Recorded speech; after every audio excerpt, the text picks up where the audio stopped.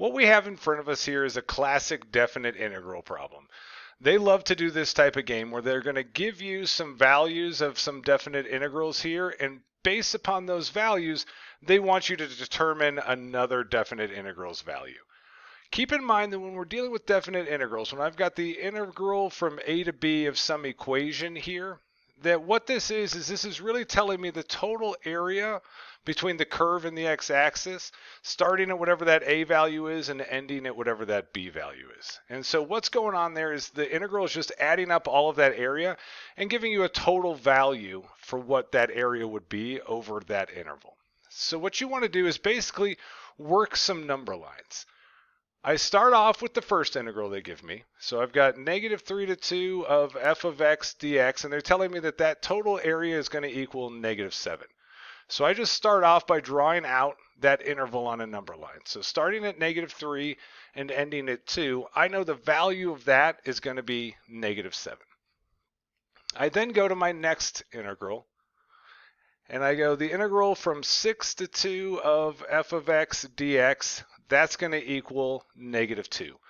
The tricky part on this one here is remember that your integrals always need to have the smaller number on bottom and the larger number on top in order to work out. And so to flip those bounds, you do what I just call pulling a negative. You pull a negative to the front of that, and that's going to flip your bounds. So from 2 to 6 of f of x dx.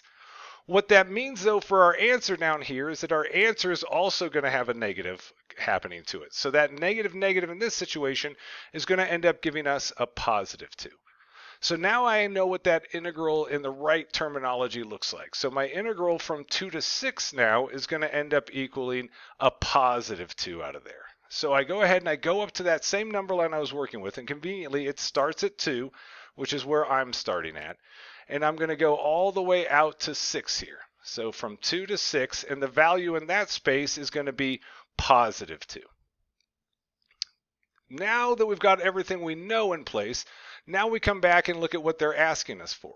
So they want to know what is the integral from negative 3 to 6 of f of x dx.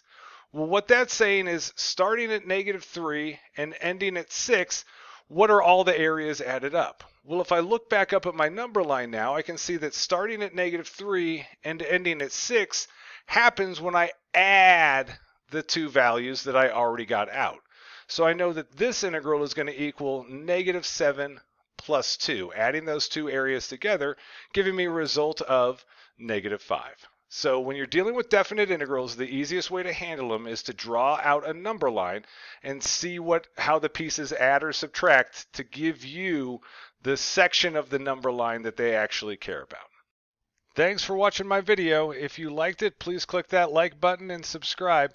And also share it with your friends and anyone else you know who might be crying about an upcoming AP Calc test. You can find more videos from me, more sample AP Calc questions, and my complete AP Calc study guide over at my website, apcalcprep.com. Have a great one.